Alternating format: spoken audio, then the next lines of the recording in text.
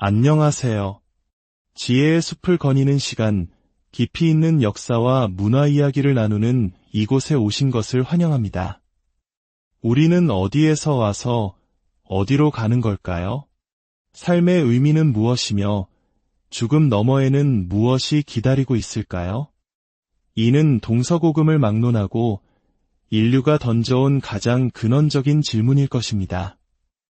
이 거대한 물음 앞에서 사람들의 생각은 보통 두 갈래로 나뉩니다. 하나는 나라는 존재가 죽음 이후에도 어떤 형태로든 계속 이어진다고 믿는 길입니다.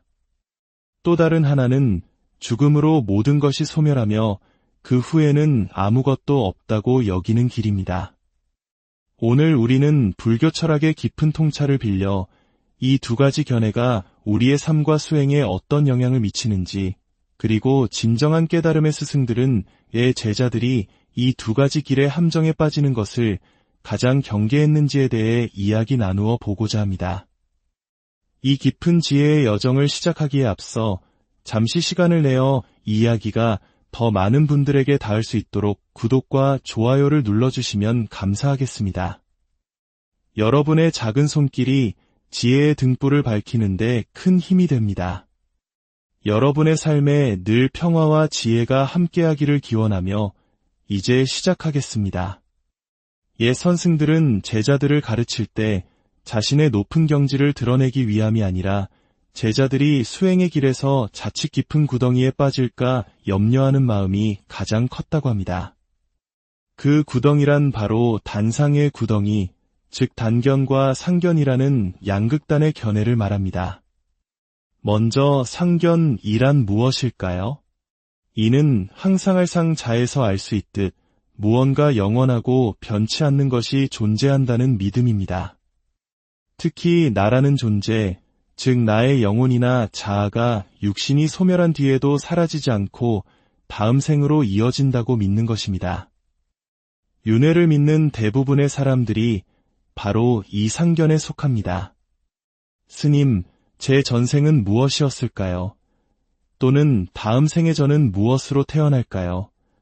와 같은 질문들은 모두 이 상견에 뿌리를 두고 있습니다.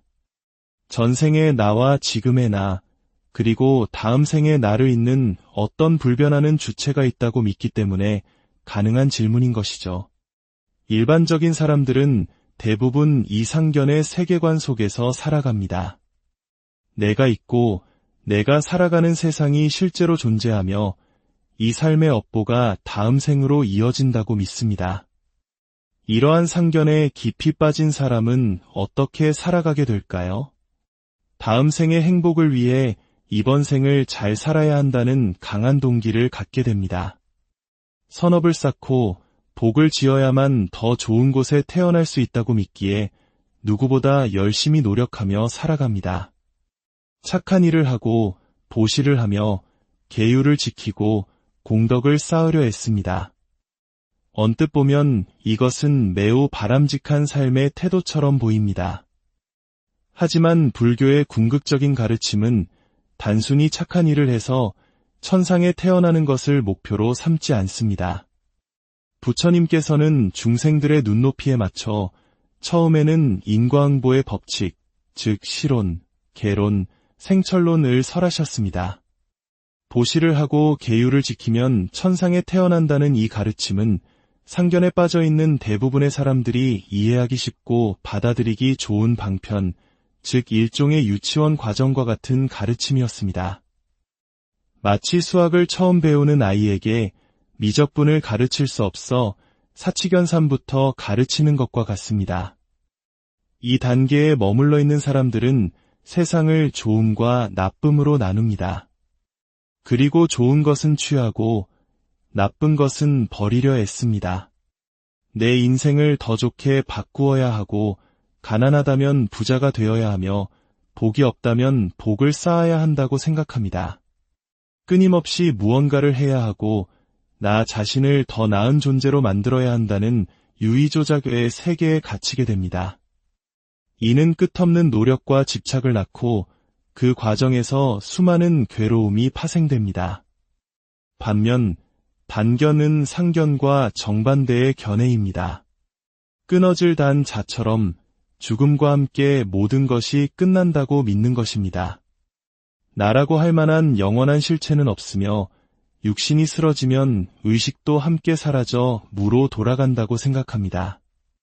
윤회도 업보도 다음 생도 없다고 여기죠. 이러한 단견에 빠지면 어떻게 될까요? 죽으면 끝인데 굳이 선하게 살거나 노력할 필요가 있냐는 허무주의에 빠지기 쉽습니다. 인과를 무시하고 오직 현세의 쾌락만을 추구하는 극단적인 쾌락주의로 흐를 수도 있습니다. 수행의 관점에서는 불교의 공, 사상을 어설프게 이해한 수행자들이 이 단견의 함정에 빠지곤 합니다. 모든 것이 공하다면 기도나 수행, 절을 하는 것이 다 무슨 소용인가? 어차피 다 부질없는 짓이다. 라고 생각하며 모든 수행과 노력을 비웃고 폄하하게 됩니다. 한때 젊은 시절 저 역시 기도의 힘을 굳게 믿었던 때가 있었습니다. 대학 시절 매서운 추위에도 새벽 예불에 빠지지 않고 100일 기도를 시작하면 술자리도 마다하며 스스로를 다그쳤습니다. 하루라도 기도를 빼먹으면 죄책감에 시달렸고 밀린 기도를 한꺼번에 몰아서 하며 스스로를 위안했습니다. 그런 저의 모습을 어른 스님들께서는 대견하게 여기시며 칭찬과 격려를 아끼지 않으셨습니다. 칭찬을 받으니 신이 나서 더 열심히 기도했습니다. 그것이 상견에 기반한 유의조작의 수행이었음을 그때는 알지 못했습니다. 그러다 문득 모든 것이 공하다는 이치를 어렴풋이 체험하게 된 순간이 찾아왔습니다. 기도를 하든 안 하든 절을 하든 안 하든 이 모든 행위가 본질적으로는 아무런 차이가 없다는 생각에 사로잡혔습니다. 그러자 과거에 열심히 기도하던 사람들을 보며 속으로 아직 수준이 낮구나 하고 교만한 마음을 내기도 했습니다. 그것이 바로 단견의 구덩이였습니다. 그렇다면 불교의 진짜 가르침, 부처님께서 말씀하신 중도란 무엇일까요? 중도는 상견과 단견, 그 어느 쪽에도 치우치지 않는 길입니다. 나라는 존재가 영원히 지속된다고 집착하지도 않고 죽음으로 모든 것이 끝난다고 단정하지도 않는 것입니다. 중도의 지혜는 나라는 것이 고정불변의 실체가 아님을 통찰하는 데서 시작합니다. 나는 단지 몸과 마음, 즉 오온이라는 5가지 요소가 인연에 따라 잠시 모였다 흩어지는 현상일 뿐 그 어디에도 영원한 나는 없다는 무아의 진리를 깨닫는 것입니다. 이것을 깨달으면 내가 죽어서 계속될까 아니면 끝날까? 라는 질문 자체가 성립하지 않음을 알게 됩니다. 애초에 고정된 나라는 것이 없는데 무엇이 계속되고 무엇이 끊어지겠습니까? 그러므로 진정한 수행자는 상견에 치우쳐 기도나 공덕 쌓기에 맹목적으로 집착하지 않습니다. 그것이 깨달음을 보장해준다는 망상을 부리지 않습니다. 동시에 단견에 빠져 인과를 무시하고 중생들이 간절한 마음으로 행하는 기도와 수행을 어리석다 비난하지도 않습니다. 인연에 따라 기도할 때는 함께 기도하고 경전을 읽을 때는 함께 경전을 읽습니다. 하지만 그 행위에 얽매이지 않습니다. 어떤 행위를 반드시 해야 한다고 고집하지도 할 필요가 없다고 부정하지도 않습니다. 그저 모든 것을 판단과 분별 없이 있는 그대로 볼 뿐입니다. 이것이 바로 지관입니다.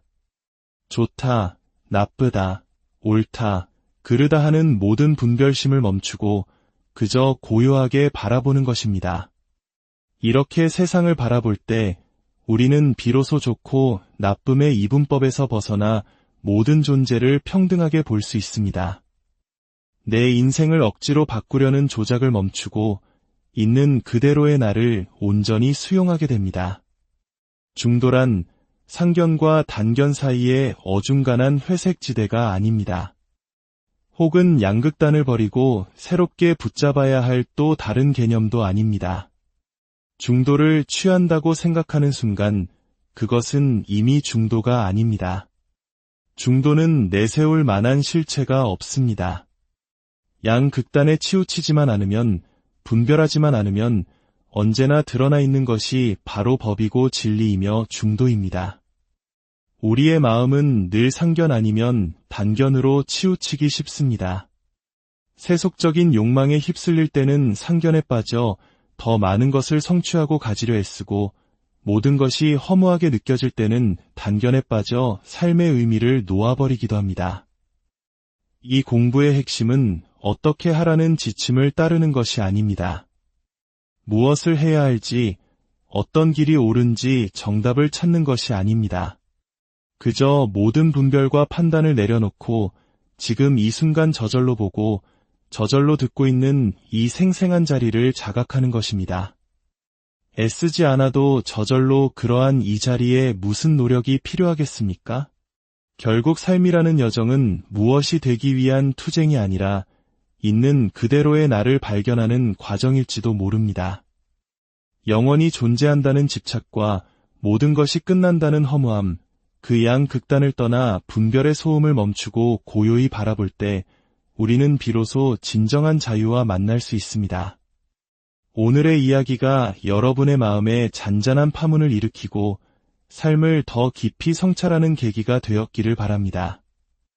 여러분의 모든 걸음에 평온과 지혜가 함께하기를 기원합니다. 안녕하세요. 지혜의 숲을 거니는 시간, 깊이 있는 역사와 문화 이야기를 나누는 이곳에 오신 것을 환영합니다. 우리는 어디에서 와서 어디로 가는 걸까요? 삶의 의미는 무엇이며 죽음 너머에는 무엇이 기다리고 있을까요? 이는 동서고금을 막론하고 인류가 던져온 가장 근원적인 질문일 것입니다. 이 거대한 물음 앞에서 사람들의 생각은 보통 두 갈래로 나뉩니다. 하나는 나라는 존재가 죽음 이후에도 어떤 형태로든 계속 이어진다고 믿는 길입니다. 또 다른 하나는 죽음으로 모든 것이 소멸하며 그 후에는 아무것도 없다고 여기는 길입니다. 오늘 우리는 불교 철학의 깊은 통찰을 빌려 이 두 가지 견해가 우리의 삶과 수행에 어떤 영향을 미치는지, 그리고 진정한 깨달음의 스승들은 의 제자들이 이 두 가지 길의 함정에 빠지는 것을 가장 경계했는지에 대해 이야기 나누어 보고자 합니다. 이 깊은 지혜의 여정을 시작하기에 앞서 잠시 시간을 내어 이 이야기가 더 많은 분들에게 닿을 수 있도록 구독과 좋아요를 눌러주시면 감사하겠습니다. 여러분의 작은 손길이 지혜의 등불을 밝히는데 큰 힘이 됩니다. 여러분의 삶에 늘 평화와 지혜가 함께하기를 기원하며 이제 시작하겠습니다. 옛 선승들은 제자들을 가르칠 때 자신의 높은 경지를 드러내기 위함이 아니라 제자들이 수행의 길에서 자칫 깊은 구덩이에 빠질까 염려하는 마음이 가장 컸다고 합니다. 그 구덩이란 바로 단상의 구덩이, 즉 단견과 상견이라는 양극단의 견해를 말합니다. 먼저 상견이란 무엇일까요? 이는 항상할상 자에서 알 수 있듯 무언가 영원하고 변치 않는 것이 존재한다는 믿음입니다. 특히 나라는 존재, 즉 나의 영혼이나 자아가 육신이 소멸한 뒤에도 사라지지 않고 다음 생으로 이어진다고 믿는 것입니다. 윤회를 믿는 대부분의 사람들이 바로 이 상견에 속합니다. 스님, 제 전생은 무엇이었을까요? 또는 다음 생에 저는 무엇으로 태어날까요? 와 같은 질문들은 모두 이 상견에 뿌리를 두고 있습니다. 전생의 나와 지금의 나, 그리고 다음 생에 나를 잇는 어떤 불변하는 주체가 있다고 믿기 때문에 가능한 질문인 것이죠. 일반적인 사람들은 대부분 이 상견의 세계관 속에서 살아갑니다. 내가 있고 내가 살아가는 세상이 실제로 존재하며 이 삶의 업보가 다음 생으로 이어진다고 믿습니다. 이러한 상견에 깊이 빠진 사람은 어떻게 살아가게 될까요? 다음 생의 행복을 위해 이번 생을 잘 살아야 한다는 강한 동기를 갖게 됩니다. 선업을 쌓고 복을 지어야만 더 좋은 곳에 태어날 수 있다고 믿기에 누구보다 열심히 노력하며 살아갑니다. 착한 일을 하고 보시를 하며 계율을 지키고 공덕을 쌓으려 했습니다. 언뜻 보면 이것은 매우 바람직한 삶의 태도처럼 보입니다. 하지만 불교의 궁극적인 가르침은 단순히 착한 일을 해서 천상에 태어나는 것을 목표로 삼지 않습니다. 부처님께서는 중생들의 눈높이에 맞춰 처음에는 인과응보의 법칙, 즉 시론, 계론, 생철론을 설하셨습니다. 보시를 하고 계율을 지키면 천상에 태어난다는 이 가르침은 상견에 빠져있는 대부분의 사람들이 이해하기 쉽고 받아들이기 좋은 방편, 즉 일종의 유치원 과정과 같은 가르침이었습니다. 마치 수학을 처음 배우는 아이에게 미적분을 가르칠 수 없어 사칙연산부터 가르치는 것과 같습니다.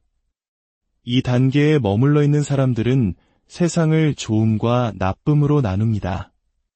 그리고 좋은 것은 취하고 나쁜 것은 버리려 애씁니다. 내 인생을 더 좋게 바꾸어야 하고 가난하다면 부자가 되어야 하며 복이 없다면 복을 쌓아야 한다고 생각합니다. 끊임없이 무언가를 해야 하고 나 자신을 더 나은 존재로 만들어야 한다는 유의조작의 세계에 갇히게 됩니다. 이는 끝없는 노력과 집착을 낳고 그 과정에서 수많은 괴로움이 파생됩니다. 반면 단견은 상견과 정반대의 견해입니다.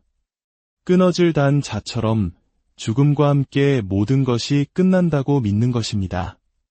나라고 할 만한 영원한 실체는 없으며 육신이 쓰러지면 의식도 함께 사라져 무로 돌아간다고 생각합니다. 윤회도 업보도 다음 생도 없다고 여기죠.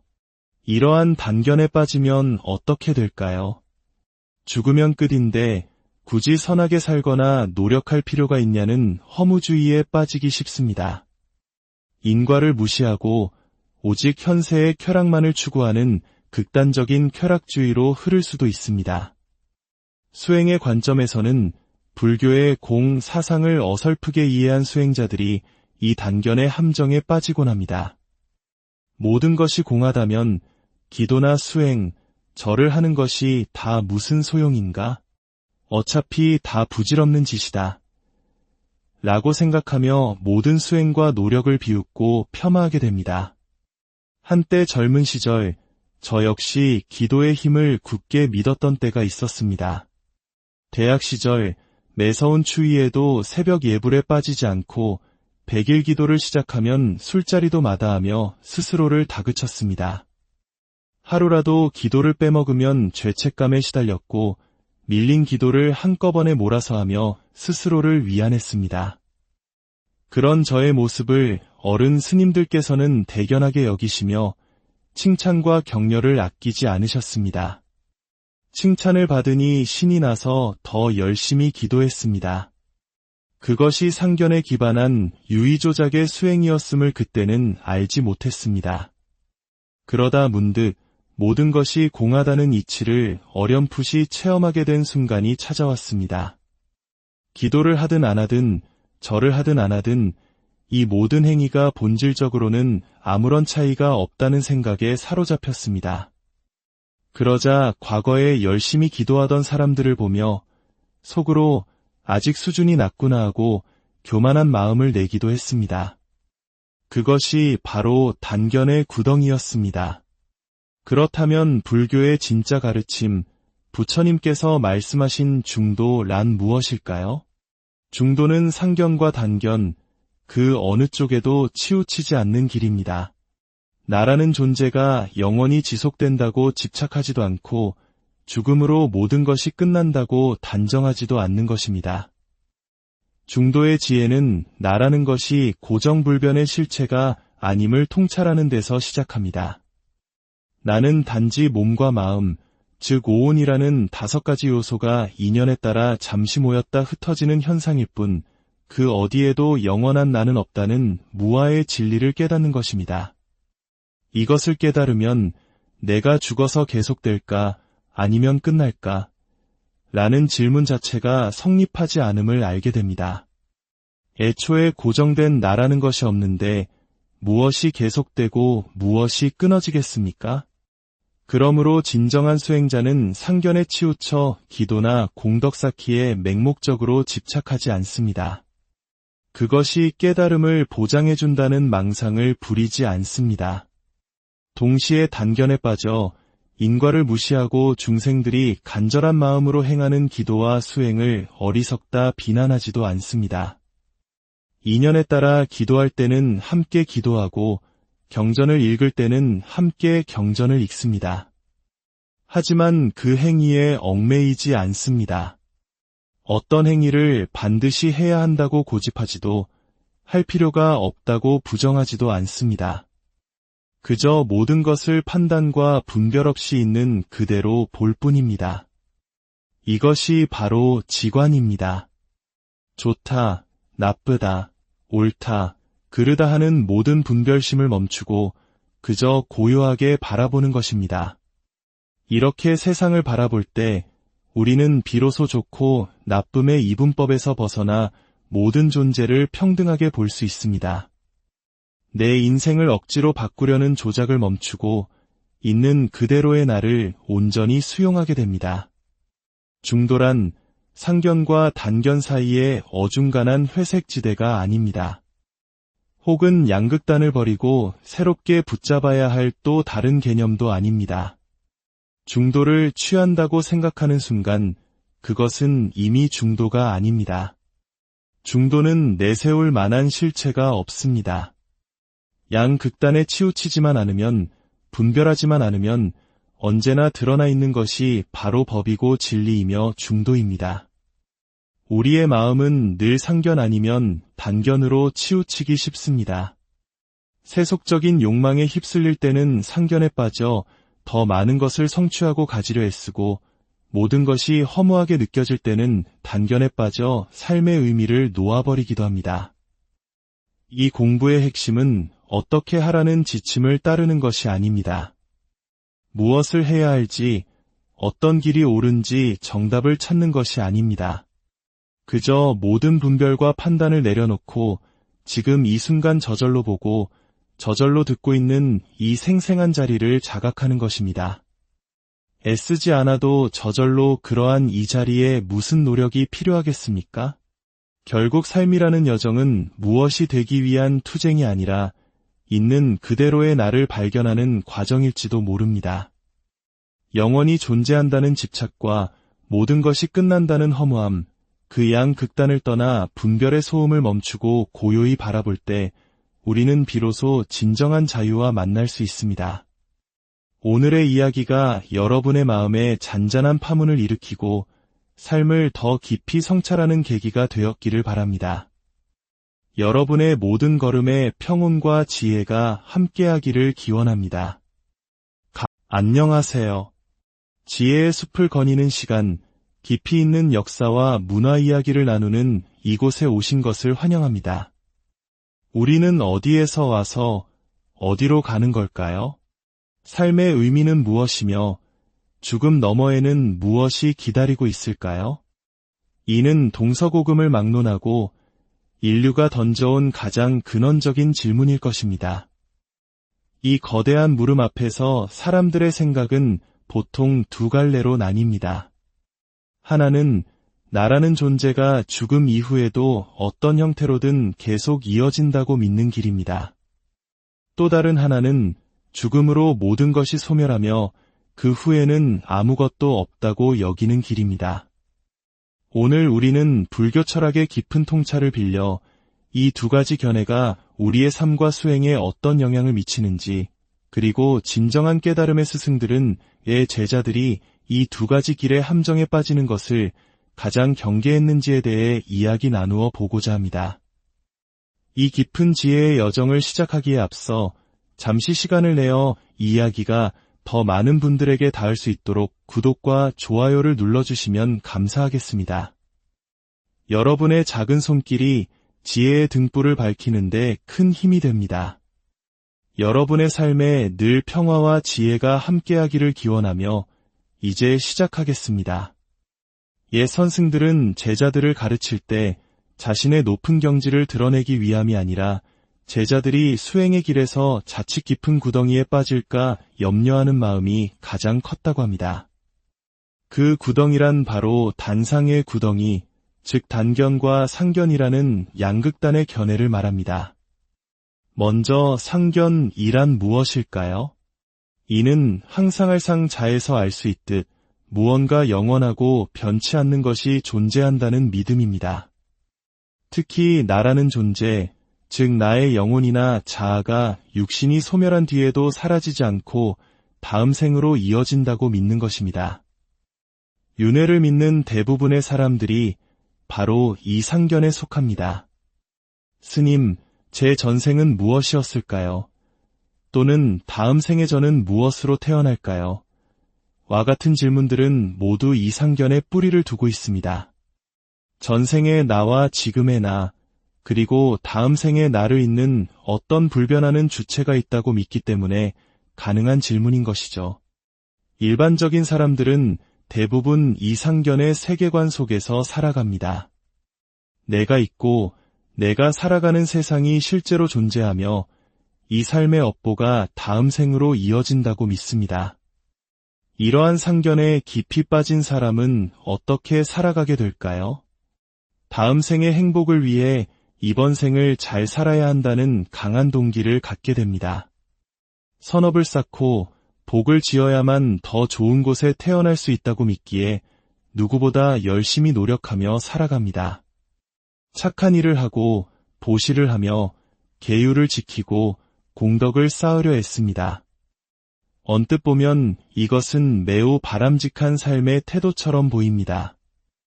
하지만 불교의 궁극적인 가르침은 단순히 착한 일을 해서 천상에 태어나는 것을 목표로 삼지 않습니다. 부처님께서는 중생들의 눈높이에 맞춰 처음에는 인과응보의 법칙, 즉 시론, 계론, 생철론을 설하셨습니다. 보시를 하고 계율을 지키면 천상에 태어난다는 이 가르침은 상견에 빠져있는 대부분의 사람들이 이해하기 쉽고 받아들이기 좋은 방편, 즉 일종의 유치원 과정과 같은 가르침이었습니다. 마치 수학을 처음 배우는 아이에게 미적분을 가르칠 수 없어 사치견산부터 가르치는 것과 같습니다. 이 단계에 머물러 있는 사람들은 세상을 좋음과 나쁨으로 나눕니다. 그리고 좋은 것은 취하고 나쁜 것은 버리려 애씁니다. 내 인생을 더 좋게 바꾸어야 하고 가난하다면 부자가 되어야 하며 복이 없다면 복을 쌓아야 한다고 생각합니다. 끊임없이 무언가를 해야 하고 나 자신을 더 나은 존재로 만들어야 한다는 유의조작의 세계에 갇히게 됩니다. 이는 끝없는 노력과 집착을 낳고 그 과정에서 수많은 괴로움이 파생됩니다. 반면 단견은 상견과 정반대의 견해입니다. 끊어질 단 자처럼 죽음과 함께 모든 것이 끝난다고 믿는 것입니다. 나라고 할 만한 영원한 실체는 없으며 육신이 쓰러지면 의식도 함께 사라져 무로 돌아간다고 생각합니다.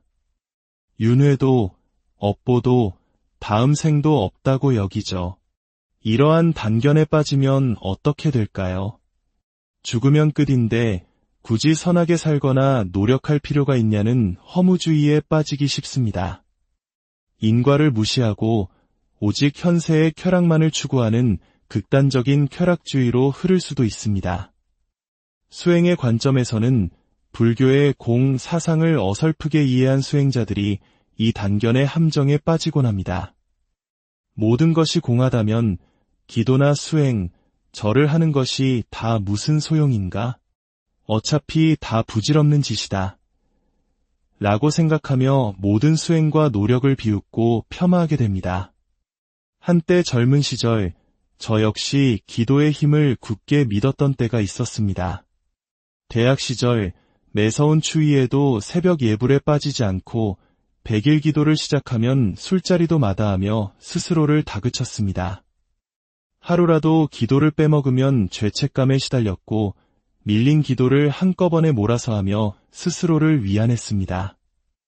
그런 저의 모습을 어른 스님들께서는 대견하게 여기시며 칭찬과 격려를 아끼지 않으셨습니다. 칭찬을 받으니 신이 나서 더 열심히 기도했습니다. 그것이 상견에 기반한 유의조작의 수행이었음을 그때는 알지 못했습니다. 그러다 문득 모든 것이 공하다는 이치를 어렴풋이 체험하게 된 순간이 찾아왔습니다. 기도를 하든 안 하든 절을 하든 안 하든 이 모든 행위가 본질적으로는 아무런 차이가 없다는 생각에 사로잡혔습니다. 그러자 과거에 열심히 기도하던 사람들을 보며 속으로 아직 수준이 낮구나 하고 교만한 마음을 내기도 했습니다. 그것이 바로 단견의 구덩이였습니다. 그렇다면 불교의 진짜 가르침, 부처님께서 말씀하신 중도란 무엇일까요? 중도는 상견과 단견, 그 어느 쪽에도 치우치지 않는 길입니다. 나라는 존재가 영원히 지속된다고 집착하지도 않고 죽음으로 모든 것이 끝난다고 단정하지도 않는 것입니다.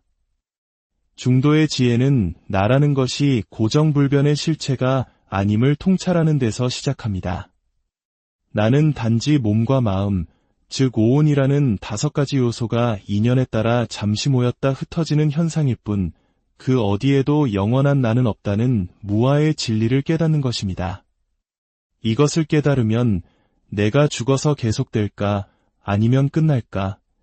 라는 질문 자체가 성립하지 않음을 알게 됩니다. 애초에 고정된 나라는 것이 없는데 무엇이 계속되고 무엇이 끊어지겠습니까? 그러므로 진정한 수행자는 상견에 치우쳐 기도나 공덕 쌓기에 맹목적으로 집착하지 않습니다. 그것이 깨달음을 보장해준다는 망상을 부리지 않습니다. 동시에 단견에 빠져 인과를 무시하고 중생들이 간절한 마음으로 행하는 기도와 수행을 어리석다 비난하지도 않습니다. 인연에 따라 기도할 때는 함께 기도하고 경전을 읽을 때는 함께 경전을 읽습니다. 하지만 그 행위에 얽매이지 않습니다. 어떤 행위를 반드시 해야 한다고 고집하지도 할 필요가 없다고 부정하지도 않습니다. 그저 모든 것을 판단과 분별 없이 있는 그대로 볼 뿐입니다. 이것이 바로 지관입니다. 좋다, 나쁘다, 옳다, 그르다 하는 모든 분별심을 멈추고 그저 고요하게 바라보는 것입니다. 이렇게 세상을 바라볼 때 우리는 비로소 좋고 나쁨의 이분법에서 벗어나 모든 존재를 평등하게 볼 수 있습니다. 내 인생을 억지로 바꾸려는 조작을 멈추고 있는 그대로의 나를 온전히 수용하게 됩니다. 중도란 상견과 단견 사이의 어중간한 회색지대가 아닙니다. 혹은 양극단을 버리고 새롭게 붙잡아야 할 또 다른 개념도 아닙니다. 중도를 취한다고 생각하는 순간 그것은 이미 중도가 아닙니다. 중도는 내세울 만한 실체가 없습니다.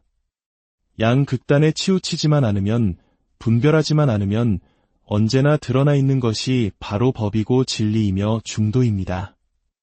우리의 마음은 늘 상견 아니면 단견으로 치우치기 쉽습니다.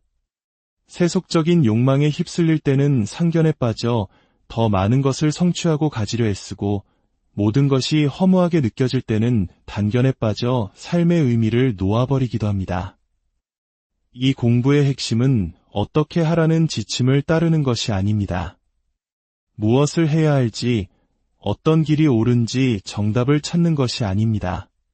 그저 모든 분별과 판단을 내려놓고 지금 이 순간 저절로 보고 저절로 듣고 있는 이 생생한 자리를 자각하는 것입니다. 애쓰지 않아도 저절로 그러한 이 자리에 무슨 노력이 필요하겠습니까? 결국 삶이라는 여정은 무엇이 되기 위한 투쟁이 아니라 있는 그대로의 나를 발견하는 과정일지도 모릅니다. 영원히 존재한다는 집착과 모든 것이 끝난다는 허무함, 그 양 극단을 떠나 분별의 소음을 멈추고 고요히 바라볼 때 우리는 비로소 진정한 자유와 만날 수 있습니다. 오늘의 이야기가 여러분의 마음에 잔잔한 파문을 일으키고 삶을 더 깊이 성찰하는 계기가 되었기를 바랍니다. 여러분의 모든 걸음에 평온과 지혜가 함께하기를 기원합니다. 안녕하세요. 지혜의 숲을 거니는 시간, 깊이 있는 역사와 문화 이야기를 나누는 이곳에 오신 것을 환영합니다. 우리는 어디에서 와서 어디로 가는 걸까요? 삶의 의미는 무엇이며 죽음 너머에는 무엇이 기다리고 있을까요? 이는 동서고금을 막론하고 인류가 던져온 가장 근원적인 질문일 것입니다. 이 거대한 물음 앞에서 사람들의 생각은 보통 두 갈래로 나뉩니다. 하나는 나라는 존재가 죽음 이후에도 어떤 형태로든 계속 이어진다고 믿는 길입니다. 또 다른 하나는 죽음으로 모든 것이 소멸하며 그 후에는 아무것도 없다고 여기는 길입니다. 오늘 우리는 불교 철학의 깊은 통찰을 빌려 이 두 가지 견해가 우리의 삶과 수행에 어떤 영향을 미치는지, 그리고 진정한 깨달음의 스승들은 제자들이 이 두 가지 길의 함정에 빠지는 것을 가장 경계했는지에 대해 이야기 나누어 보고자 합니다. 이 깊은 지혜의 여정을 시작하기에 앞서 잠시 시간을 내어 이 이야기가 더 많은 분들에게 닿을 수 있도록 구독과 좋아요를 눌러주시면 감사하겠습니다. 여러분의 작은 손길이 지혜의 등불을 밝히는데 큰 힘이 됩니다. 여러분의 삶에 늘 평화와 지혜가 함께하기를 기원하며 이제 시작하겠습니다. 옛 선승들은 제자들을 가르칠 때 자신의 높은 경지를 드러내기 위함이 아니라 제자들이 수행의 길에서 자칫 깊은 구덩이에 빠질까 염려하는 마음이 가장 컸다고 합니다. 그 구덩이란 바로 단상의 구덩이, 즉 단견과 상견이라는 양극단의 견해를 말합니다. 먼저 상견이란 무엇일까요? 이는 항상할상 자에서 알 수 있듯 무언가 영원하고 변치 않는 것이 존재한다는 믿음입니다. 특히 나라는 존재, 즉 나의 영혼이나 자아가 육신이 소멸한 뒤에도 사라지지 않고 다음 생으로 이어진다고 믿는 것입니다. 윤회를 믿는 대부분의 사람들이 바로 이 상견에 속합니다. 스님, 제 전생은 무엇이었을까요? 또는 다음 생에 저는 무엇으로 태어날까요? 와 같은 질문들은 모두 이 상견에 뿌리를 두고 있습니다. 전생의 나와 지금의 나, 그리고 다음 생의 나를 잇는 어떤 불변하는 주체가 있다고 믿기 때문에 가능한 질문인 것이죠. 일반적인 사람들은 대부분 이 상견의 세계관 속에서 살아갑니다. 내가 있고 내가 살아가는 세상이 실제로 존재하며 이 삶의 업보가 다음 생으로 이어진다고 믿습니다. 이러한 상견에 깊이 빠진 사람은 어떻게 살아가게 될까요? 다음 생의 행복을 위해 이번 생을 잘 살아야 한다는 강한 동기를 갖게 됩니다. 선업을 쌓고 복을 지어야만 더 좋은 곳에 태어날 수 있다고 믿기에 누구보다 열심히 노력하며 살아갑니다. 착한 일을 하고 보시를 하며 계율을 지키고 공덕을 쌓으려 애씁니다. 언뜻 보면 이것은 매우 바람직한 삶의 태도처럼 보입니다. 하지만 불교의 궁극적인 가르침은 단순히 착한 일을 해서 천상에 태어나는 것을 목표로 삼지 않습니다. 부처님께서는 중생들의 눈높이에 맞춰 처음에는 인과응보의 법칙, 즉 시론, 계론, 생철론을 설하셨습니다. 보시를 하고 계율을 지키면 천상에 태어난다는 이 가르침은 상견에 빠져있는 대부분의 사람들이 이해하기 쉽고 받아들이기 좋은 방편, 즉 일종의 유치원 과정과 같은 가르침이었습니다. 마치 수학을 처음 배우는 아이에게 미적분을 가르칠 수 없어 사치견산부터 가르치는 것과 같습니다. 이 단계에 머물러 있는 사람들은 세상을 좋음과 나쁨으로 나눕니다. 그리고 좋은 것은 취하고 나쁜 것은 버리려 애씁니다. 내 인생을 더 좋게 바꾸어야 하고 가난하다면 부자가 되어야 하며 복이 없다면 복을 쌓아야 한다고 생각합니다. 끊임없이 무언가를 해야 하고 나 자신을 더 나은 존재로 만들어야 한다는 유의조작의 세계에 갇히게 됩니다. 이는 끝없는 노력과 집착을 낳고 그 과정에서 수많은 괴로움이 파생됩니다. 반면 단견은 상견과 정반대의 견해입니다. 끊어질 단 자처럼 죽음과 함께 모든 것이 끝난다고 믿는 것입니다. 나라고 할 만한 영원한 실체는 없으며 육신이 쓰러지면 의식도 함께 사라져 무로 돌아간다고 생각합니다. 윤회도 업보도 다음 생도 없다고 여기죠. 이러한 단견에 빠지면 어떻게 될까요? 죽으면 끝인데 굳이 선하게 살거나 노력할 필요가 있냐는 허무주의에 빠지기 쉽습니다. 인과를 무시하고 오직 현세의 쾌락만을 추구하는 극단적인 쾌락주의로 흐를 수도 있습니다. 수행의 관점에서는 불교의 공 사상을 어설프게 이해한 수행자들이 이 단견의 함정에 빠지곤 합니다. 모든 것이 공하다면 기도나 수행, 절을 하는 것이 다 무슨 소용인가? 어차피 다 부질없는 짓이다. 라고 생각하며 모든 수행과 노력을 비웃고 폄하하게 됩니다.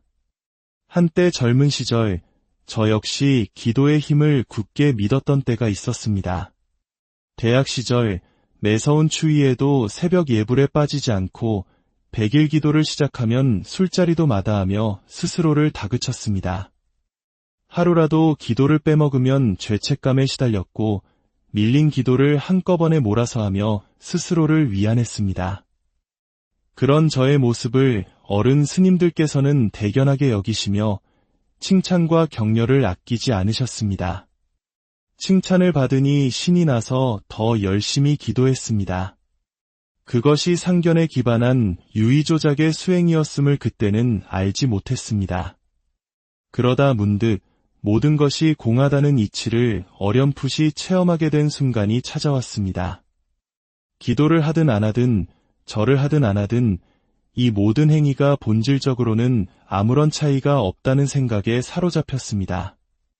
그러자 과거에 열심히 기도하던 사람들을 보며 속으로 아직 수준이 낮구나 하고 교만한 마음을 내기도 했습니다. 그것이 바로 단견의 구덩이였습니다. 그렇다면 불교의 진짜 가르침, 부처님께서 말씀하신 중도란 무엇일까요? 중도는 상견과 단견, 그 어느 쪽에도 치우치지 않는 길입니다. 나라는 존재가 영원히 지속된다고 집착하지도 않고 죽음으로 모든 것이 끝난다고 단정하지도 않는 것입니다. 중도의 지혜는 나라는 것이 고정불변의 실체가 아님을 통찰하는 데서 시작합니다. 나는 단지 몸과 마음, 즉 오온이라는 5가지 요소가 인연에 따라 잠시 모였다 흩어지는 현상일 뿐 그 어디에도 영원한 나는 없다는 무아의 진리를 깨닫는 것입니다. 이것을 깨달으면 내가 죽어서 계속될까 아니면 끝날까? 라는 질문 자체가 성립하지 않음을 알게 됩니다. 애초에 고정된 나라는 것이 없는데 무엇이 계속되고 무엇이 끊어지겠습니까? 그러므로 진정한 수행자는 상견에 치우쳐 기도나 공덕 쌓기에 맹목적으로 집착하지 않습니다. 그것이 깨달음을 보장해준다는 망상을 부리지 않습니다. 동시에 단견에 빠져 인과를 무시하고 중생들이 간절한 마음으로 행하는 기도와 수행을 어리석다 비난하지도 않습니다. 인연에 따라 기도할 때는 함께 기도하고 경전을 읽을 때는 함께 경전을 읽습니다. 하지만 그 행위에 얽매이지 않습니다. 어떤 행위를 반드시 해야 한다고 고집하지도 할 필요가 없다고 부정하지도 않습니다.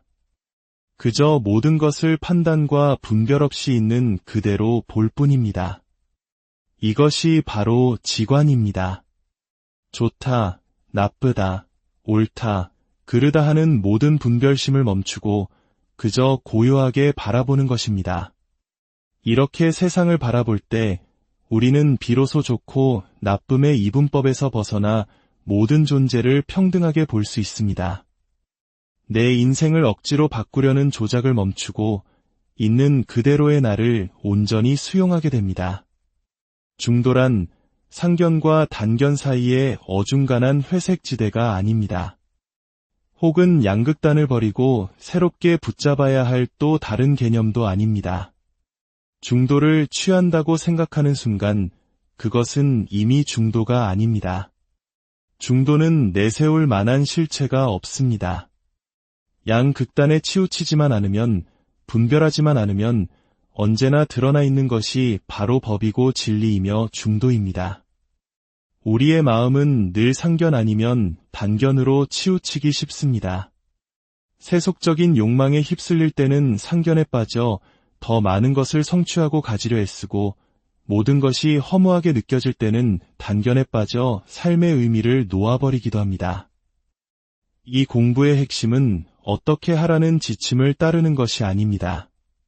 무엇을 해야 할지, 어떤 길이 옳은지 정답을 찾는 것이 아닙니다. 그저 모든 분별과 판단을 내려놓고 지금 이 순간 저절로 보고 저절로 듣고 있는 이 생생한 자리를 자각하는 것입니다. 애쓰지 않아도 저절로 그러한 이 자리에 무슨 노력이 필요하겠습니까? 결국 삶이라는 여정은 무엇이 되기 위한 투쟁이 아니라 있는 그대로의 나를 발견하는 과정일지도 모릅니다. 영원히 존재한다는 집착과 모든 것이 끝난다는 허무함, 그 양 극단을 떠나 분별의 소음을 멈추고 고요히 바라볼 때 우리는 비로소 진정한 자유와 만날 수 있습니다. 오늘의 이야기가 여러분의 마음에 잔잔한 파문을 일으키고 삶을 더 깊이 성찰하는 계기가 되었기를 바랍니다. 여러분의 모든 걸음에 평온과 지혜가 함께하기를 기원합니다. 안녕하세요. 지혜의 숲을 거니는 시간, 깊이 있는 역사와 문화 이야기를 나누는 이곳에 오신 것을 환영합니다. 우리는 어디에서 와서 어디로 가는 걸까요? 삶의 의미는 무엇이며 죽음 너머에는 무엇이 기다리고 있을까요? 이는 동서고금을 막론하고 인류가 던져온 가장 근원적인 질문일 것입니다. 이 거대한 물음 앞에서 사람들의 생각은 보통 두 갈래로 나뉩니다. 하나는 나라는 존재가 죽음 이후에도 어떤 형태로든 계속 이어진다고 믿는 길입니다. 또 다른 하나는 죽음으로 모든 것이 소멸하며 그 후에는 아무것도 없다고 여기는 길입니다. 오늘 우리는 불교 철학의 깊은 통찰을 빌려 이 두 가지 견해가 우리의 삶과 수행에 어떤 영향을 미치는지, 그리고 진정한 깨달음의 스승들은 의 제자들이 이 두 가지 길의 함정에 빠지는 것을 가장 경계했는지에 대해 이야기 나누어 보고자 합니다. 이 깊은 지혜의 여정을 시작하기에 앞서 잠시 시간을 내어 이 이야기가 더 많은 분들에게 닿을 수 있도록 구독과 좋아요를 눌러주시면 감사하겠습니다. 여러분의 작은 손길이 지혜의 등불을 밝히는데 큰 힘이 됩니다. 여러분의 삶에 늘 평화와 지혜가 함께하기를 기원하며 이제 시작하겠습니다. 옛 선승들은 제자들을 가르칠 때 자신의 높은 경지를 드러내기 위함이 아니라 제자들이 수행의 길에서 자칫 깊은 구덩이에 빠질까 염려하는 마음이 가장 컸다고 합니다. 그 구덩이란 바로 단상의 구덩이, 즉 단견과 상견이라는 양극단의 견해를 말합니다. 먼저 상견이란 무엇일까요? 이는 항상할상 자에서 알 수 있듯 무언가 영원하고 변치 않는 것이 존재한다는 믿음입니다. 특히 나라는 존재, 즉 나의 영혼이나 자아가 육신이 소멸한 뒤에도 사라지지 않고 다음 생으로 이어진다고 믿는 것입니다. 윤회를 믿는 대부분의 사람들이 바로 이 상견에 속합니다.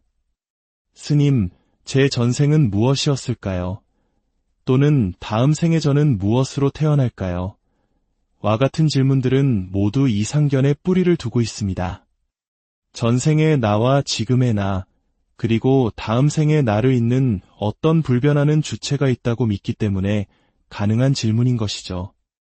일반적인 사람들은 대부분 이 상견의 세계관 속에서 살아갑니다.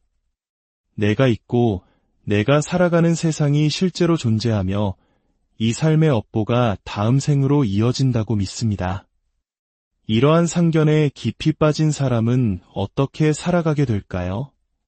다음 생의 행복을 위해 이번 생을 잘 살아야 한다는 강한 동기를 갖게 됩니다.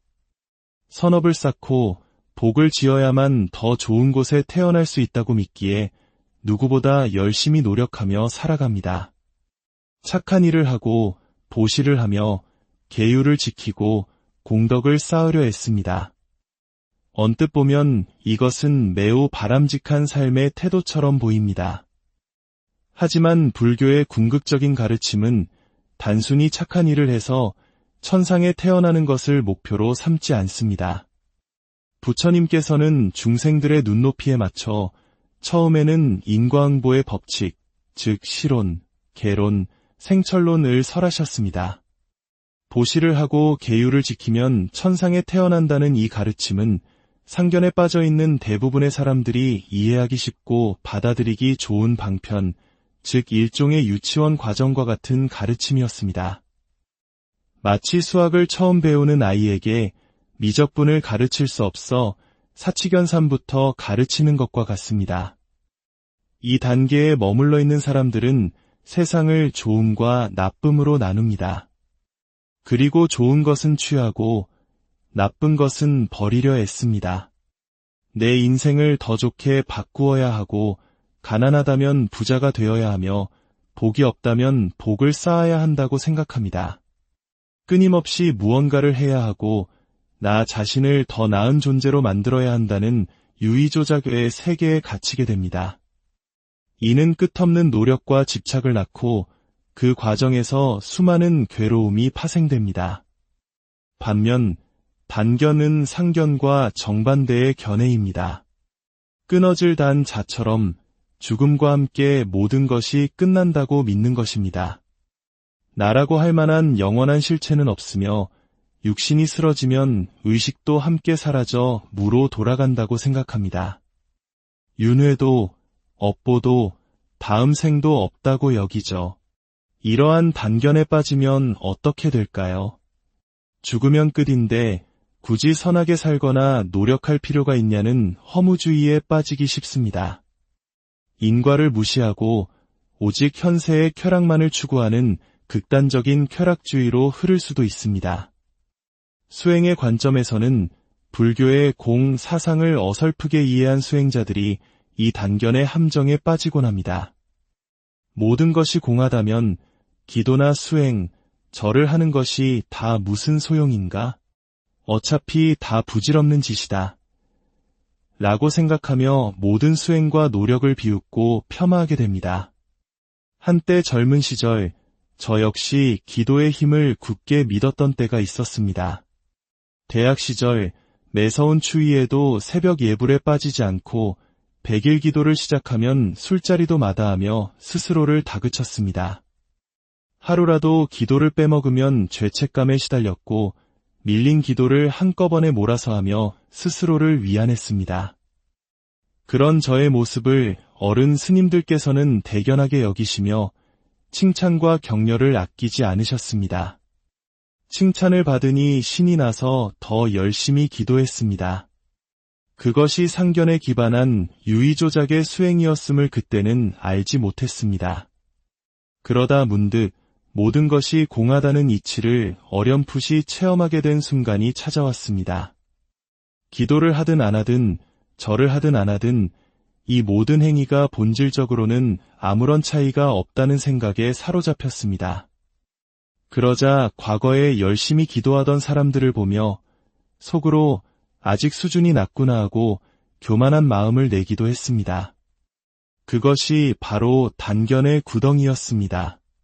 그렇다면 불교의 진짜 가르침, 부처님께서 말씀하신 중도란 무엇일까요?